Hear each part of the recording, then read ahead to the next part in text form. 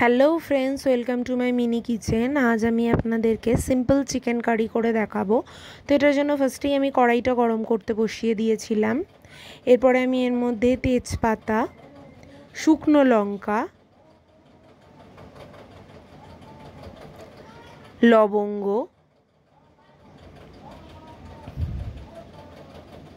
ছোট এলাচ,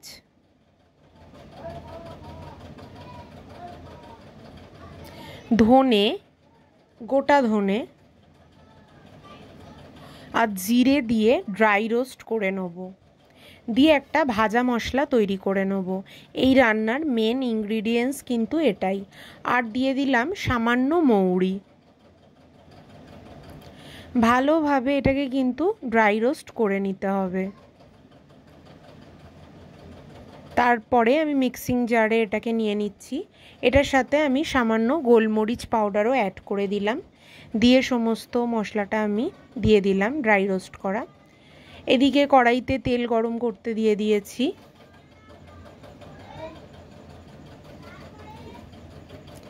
তেলটা গরম হয়ে আসলে চপড করে রাখা পেঁয়াজ দিয়ে দেব। তার সাথে দিয়ে দিলাম নুন, হলুদ। খুব সামান্য পরিমাণেই দেবো যাতে পেঁয়াজটা তাড়াতাড়ি নরম হয়ে যায়। তারপরে আমি এটার মধ্যে অ্যাড করে দিচ্ছি আলু। যেহেতু বাঙালি রান্না, আর আলু ছাড়া কিন্তু আমাদের বাড়ির কেউই চিকেন খেতে চায় না। চিকেনগুলোর পিসগুলোকেও আমি ছোট ছোট টুকরো করে নিয়েছিলাম যাতে তাড়াতাড়ি সেদ্ধ হয়ে যায়। এমনিতেই চিকেন তাড়াতাড়ি হয়ে যায়, আর একটু তাড়াও ছিল, সেই জন্য কিন্তু আমি আর একটু ছোট ছোট করে নিয়েছিলাম। আমি এখানে বোনলেস চিকেন নিয়েছিলাম, যদি কেউ চাইছেন উইথ বোনও নিতে পারেন, তার জন্য কিন্তু কোনো প্রবলেম হবে না। এরপরে এটার সাথে আমি হলুদ পাউডারও অ্যাড করে দিলাম, দিয়ে সমস্ত কিছুকে ভালোভাবে মিক্স করে নিচ্ছিলাম।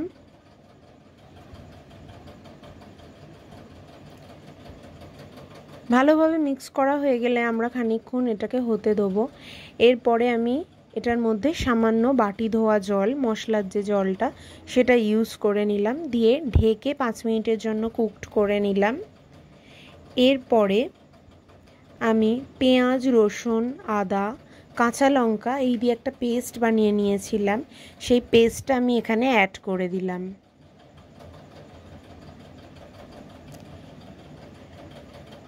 এরপরে আমি সামান্য জলও দিয়ে নিয়েছিলাম এখানে। তার সাথে আমি দিয়ে দিয়েছিলাম এখানে টমেটো সস। টমেটো সস যদি কেউ না ইউজ করতে চাইছেন, তার বদলে কিন্তু টমেটো চপড করেও দিয়ে দিতে পারেন বা পিউরি করেও দিয়ে দিতে পারেন।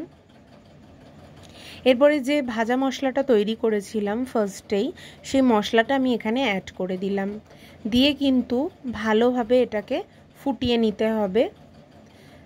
ভালোভাবে ফুটে গেলে এটাকে ঢেকে রান্না করে নিতে হবে 10 থেকে 15 মিনিট।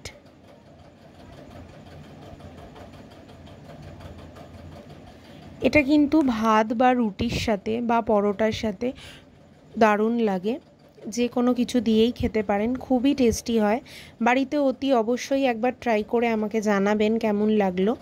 ওপর থেকে আমি এখানে ধনেপাতা দিয়ে নিলাম, দিয়েও ভালোভাবে মিক্স করে নিতে হবে। আর আমি এখান থেকে সামান্য চিকেন মশলা, যেটা হয়, আমি এখানে এভারেস্টের চিকেন মশলা ইউজ করেছিলাম, তো দিয়ে ভালোভাবে নাড়াচাড়া করে নিলেই কিন্তু আমাদের চিকেন কারিটা, ইজি চিকেন কারিটা কিন্তু একদম রেডি হয়ে যাবে। খুবই টেস্টি হয়েছিল। বাড়িতে একবার ট্রাই করে আমাকে কিন্তু জানাবেন কেমন লাগলো। আর এটা খুবই চটজলদি আর ইজি হয়ে যায়। Thanks for watching.